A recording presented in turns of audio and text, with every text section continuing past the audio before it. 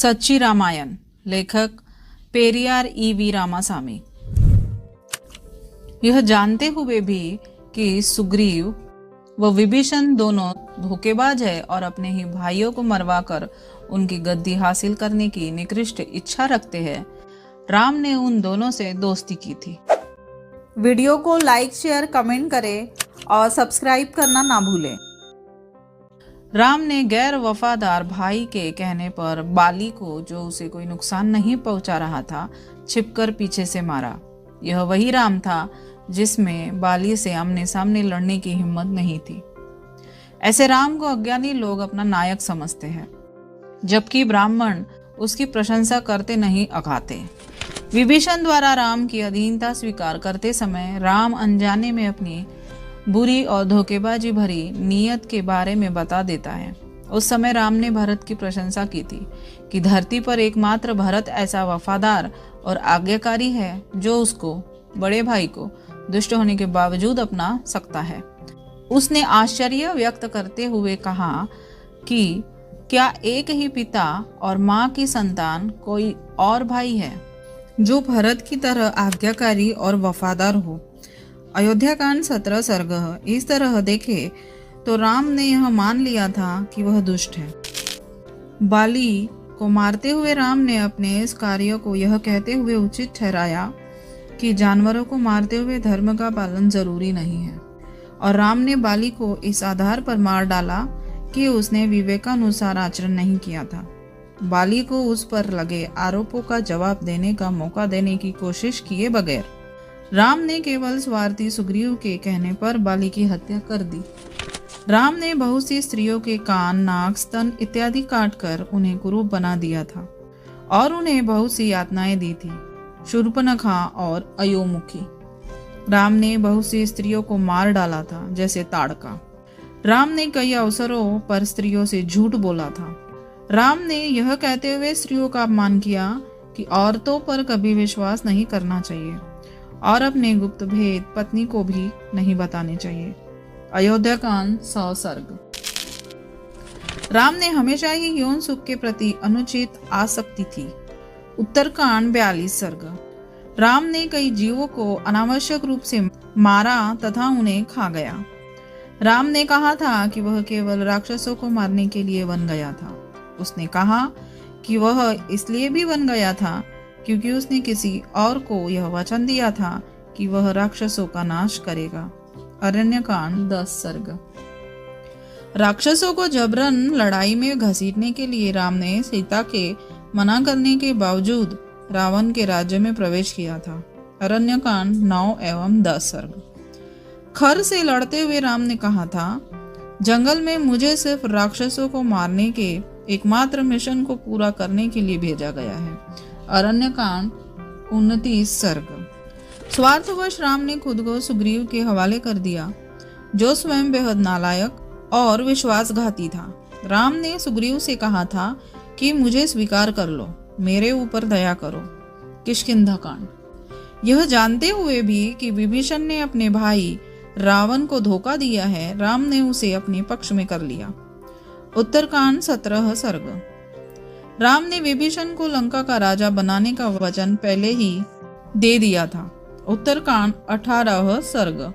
बाद में उसने अंगद को दूत बनाकर रावण को यह संदेश भेजा कि अगर वह उसे, राम को, सीता को लौटा देता है तो वह लंका पर अपना दावा छोड़ देगा। रावण को कहो कि अगर उसने सीता को लौटा दिया तो मैं लंका उसके पास ही छोड़ दूंगा। उत्तरकांड 40 सर्ग। इससे यह सिद्ध होता है कि रावण अन्य तरह के दोषों से मुक्त था, लेकिन राम अविश्वसनीय व्यक्ति था। भरत, कैकेयी, प्रजा एवं गुरुजन सभी वन में राम के पास गए। उन्होंने राम से अयोध्या लौट चलने का आग्रह किया। यहाँ तक कि उन लोगों ने राम के समक्ष सत्याग्रह भी किया, किंतु जिद पर अड़े कठोर हृदय राम ने उत्तर दिया, मैंने अपने पिता के वचनों का पालन करने का निश्चय कर लिया है और मैं किसी का कहना नहीं मानूंगा। इस प्रकार उसने लौटने से इनकार कर दिया और उसी राम ने अपने पिता के वचनों का तिरस्कार कर उस समय अयोध्या का राजा बनना स्वीकार कर लिया था। जब दशरथ ने उसको ऐसा प्रस्ताव दिया था, वह यह भूल गया था कि यह गद्दी भारत को देने का वचन दशरथ कैकेयी को दे चुका है। अयोध्या कांड 130 सर्ग। राम ने न केवल गद्दी प्राप्त करने की इच्छा जताई, बल्कि जब से उसके पिता ने उसे जंगल जाने का आदेश सुनाया, तभी से लेकर जंगल से वापस आने पर तथा राजतिलक होने तक वह अयोध्या का राजा बनने का स्वप्न देखता रहा। अपनी कई बातों से राम ने स्वयं कई बार इसको उजागर किया है। शूद्र होकर भी तपस्या जैसा वेद विरुद्ध आचरण करने के कारण राम ने शंभुक का कत्ल किया। उत्तरकांड 76 सर्ग। लक्ष्मण को एक नदी, गुप्तार घाट पर सरयू नदी में फेंक कर साधारण मनुष्य की भांति राम भी उस नदी में जा गिरा और वही मर गया। उत्तरकांड 106 सर्ग। उसके बाद राम का जन्म उपेंद्र के रूप में हुआ। उत्तरकांड 110 सर्ग। अपने हाथ की ओर देखकर राम ने संस्कृत में कहा, अरे ओ दाहिने हाथ, तुमने इस शूद्र की ऐसे बेहिचक हत्या कर दी जैसे शूद्र को मारकर ही ब्राह्मण के मृत बेटे को जिंदा किया जा सकता है।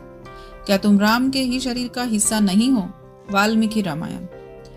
राम जिसने तपस्या कर रहे शंभुक की बगैर किसी गलती के लिए निर्दयता पूर्वक हत्या कर दी थी, उस राम को विष्णु का अवतार माना जाता है। अगर आज राम की तरह का कोई राजा होता तो उन लोगों की क्या दशा होती जिन्हें शूद्र, जो एक गालीनुमा संबोधन है, कहा जाता है। राम ने जिस धनुष को तोड़ा वह शिव का था, वह पहले से ही टूटा हुआ था। देखिए अभिधान चिंतामणि पृष्ठ 157, 331, 571, 663, 894, 1151, 1173 व 1494। विभिन्न रामायणों और परशुराम द्वारा इसका समर्थन किया गया है। जब राम ने धनुष को तोड़ा उस समय उसकी उम्र पर जरा ध्यान दीजिए। राम की मां के अनुसार राम ने जब धनुष तोड़ा उस समय उसकी उम्र 5 साल थी। उसके पिता के अनुसार वह लगभग 10 साल का था। उसकी पत्नी सीता के अनुसार उसकी उम्र 12 साल थी। उसकी उम्र चाहे जो रही हो, कहानी के अनुसार वह धनुष पहले से ही टूटा हुआ था। नवलार डॉक्टर सोम सुंदरा भरथियर का दृष्टिकोण। वाल्मीकि रामायण के अनुसार राम भला और ईमानदार व्यक्ति नहीं था, अनेक कपटपूर्ण कार्यों में उसका हाथ था। राम इस तथ्य को भलीभांति जानता था कि अयोध्या की गद्दी पर उसका दावा जायज नहीं है और भरत उसका कानूनी वारिस है। राम के पिता दशरथ ने भरत की माता कैकेयी से विवाह करने के पूर्व ही कैकेयी के पिता को यह वचन दिया था कि कैकेयी से पैदा होने वाले पुत्र को ही अयोध्या का राजा बनाया जाएगा। केवल इसी शर्त पर कैकेयी की दशरथ से शादी कराई गई थी। राम इस तथ्य से अवगत था और उसने खुद इस सत्य को स्वीकार किया है। राम ने खुद भरत को यह बात बताई थी और उससे यह विनती की थी कि वह मां कैकेयी को इसके लिए दोषी न माने। राम की मां कौशल्या, वशिष्ठ, अन्य ऋषियों और मंत्रियों को भी यह मालूम था। संक्षेप में कहे तो राम की मां, ऋषि, गुरु और मंत्री भरत को छलपूर्वक से गद्दी से वंचित करने और राम को अयोध्या का राजा बनाने के लिए दशरथ के षड्यंत्र में शामिल थे। एक अमेरिकन ओबेई मेनन की लिखी रामायण यह रूसी अखबारों में प्रकाशित हुई थी। अमेरिकी व्याख्या में राम को शिकागो के गैंगस्टर की प्रकृति का बताता है और सीता को सरल हृदय की बालिका, जो रावण द्वारा हरण किए जाने के बावजूद खुश दिखती थी।